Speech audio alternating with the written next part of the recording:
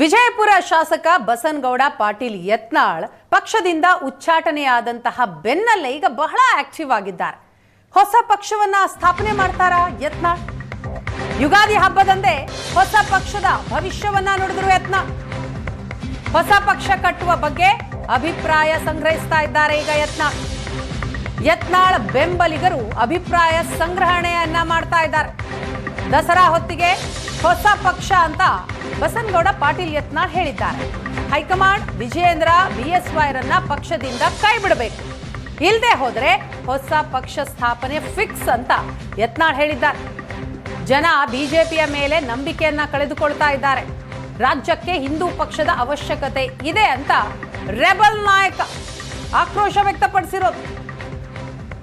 ಹಾಗಾದ್ರೆ ಹೊಸ ಪಕ್ಷವನ್ನ ಸ್ಥಾಪನೆ ಮಾಡ್ತಾರಾ ಬಸನಗೌಡ ಪಾಟೀಲ್ ಯತ್ನಾಳ್? ಪಕ್ಷದಿಂದ ಉಚ್ಚಾಟನೆಯಾದ ಬಳಿಕ ಬಹಳ ಆಕ್ಟಿವ್ ಆಗಿದ್ದಾರೆ.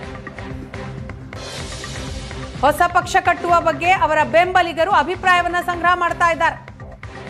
ದಸರಾ ಹೊತ್ತಿಗೆ ಹೊಸ ಪಕ್ಷ ಅಂತ ಬಸನಗೌಡ ಪಾಟೀಲ್ ಯತ್ನಾಳ್ ಅವರೇ ಹೇಳಿದ್ದಾರೆ. ಅದಕ್ಕೂ ಮುನ್ನ ಈಗ ಅಭಿಪ್ರಾಯ ಸಂಗ್ರಹದ ಕಾರ್ಯ ನಡೀತಾ ಇದೆ. ಉಚ್ಚಾಟನೆಯ ಬಳಿಕ ಬಿಜೆಪಿ ಹೈಕಮಾಂಡ್ಗೆನೆ ಶಾಸಕ ಯತ್ನಾಳ್ ಸೆಡ್ ಹೊಡೆದಿರೋದು. ರಾಜ್ಯದಲ್ಲಿ ಹಿಂದೂ ಪಕ್ಷ ಸ್ಥಾಪನೆಗೆ ಚಿಂತನೆ ನಡೆಸಿದ್ದಾರೆ.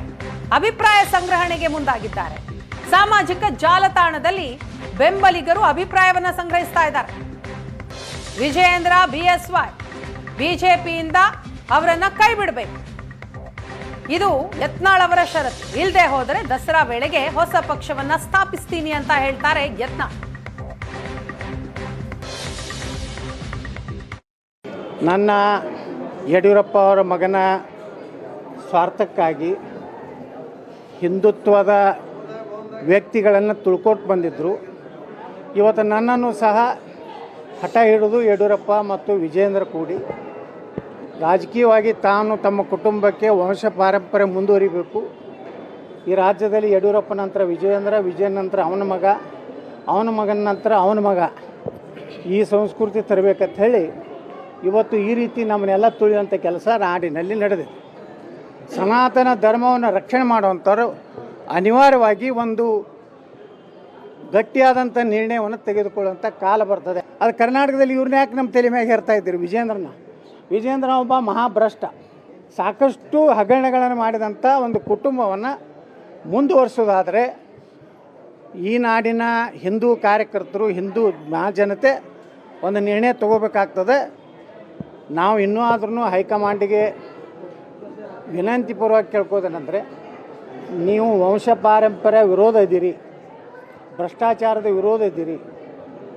ಈ ರಾಜ್ಯದ ಜನ ಒಂದು ಹೊಸ ಭವಿಷ್ಯವನ್ನು ನೋಡ್ಕೊಳ್ಳಿಕ್ಕೆ, ರಾಜ್ಯದ ಅಭಿವೃದ್ಧಿಗಾಗಿ ಪ್ರಾಮಾಣಿಕ ಭ್ರಷ್ಟಾಚಾರ ರಹಿತ ಸನಾತನ ಧರ್ಮವನ್ನು ರಕ್ಷಣೆ ಮಾಡುವಂಥವ್ರು ಅನಿವಾರ್ಯವಾಗಿ ಒಂದು ಗಟ್ಟಿಯಾದಂಥ ನಿರ್ಣಯವನ್ನು ತೆಗೆದುಕೊಳ್ಳುವಂಥ ಕಾಲ ಬರ್ತದೆ. ಯಾಕಂದರೆ ಇವತ್ತು ಹೊಸ ವರ್ಷ ಇದೆ, ಹೊಸ ಸಂದೇಶ ನಾವು ಕೊಡ್ಲಿಕ್ಕೆ ಬಯಸ್ತಾ ಇದ್ದೀನಿ. ಅದು ಇವತ್ತಿನಿಂದಲೇ ನಾವು ಜನಜಾಗೃತಿ ಪ್ರಾರಂಭ ಮಾಡ್ತೀವಿ.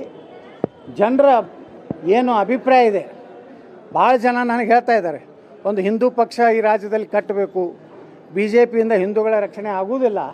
ಅದು ಬಿ ಜೆ ಪಿ ಹಿಂದೂ ಪಕ್ಷ ಆಗಬೇಕಂದ್ರೆ ಈ ರಾಜ್ಯದ ಜನ ಮತ್ತೊಂದು ಐತಿಹಾಸಿಕ ನಿರ್ಣಯ ಆಗ್ತದೆ.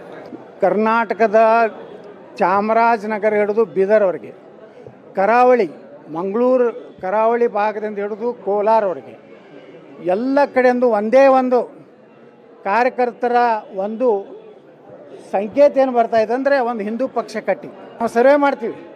ಎಲ್ಲರೂ ಒಪಿನಿಯನ್ ಸ್ಟಾರ್ಟ್ ಮಾಡ್ತೀವಿ ಮೇಲೆ ರಾಜ್ಯದಲ್ಲಿ ಇನ್ನೊಂದು ಹಿಂದೂ ಸನಾತನ ಧರ್ಮ ರಕ್ಷಣೆ ಮಾಡುವಂಥದ್ದು ಒಂದು ಬೇರೆ ಒಂದು ರಾಜಕೀಯ ಪಕ್ಷ ಬೇಕಾ ಅನ್ನೋಂಥ ಅಭಿಯಾನವನ್ನು ನಾವು ಪ್ರಾರಂಭ ಮಾಡ್ತೀವಿ.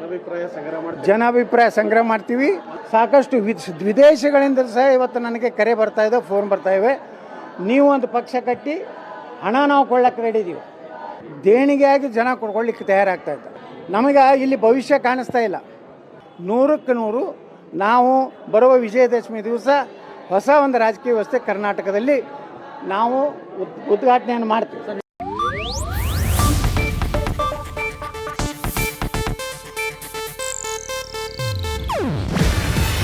ಇದು ಏಷ್ಯಾನೆಟ್ ನ್ಯೂಸ್ ನೆಟ್ವರ್ಕ್ ಪ್ರಸ್ತುತಿ. ನೀವು ನೋಡ್ತಿದ್ದೀರಾ ಏಷ್ಯಾನೆಟ್ ಸುವರ್ಣ ನ್ಯೂಸ್.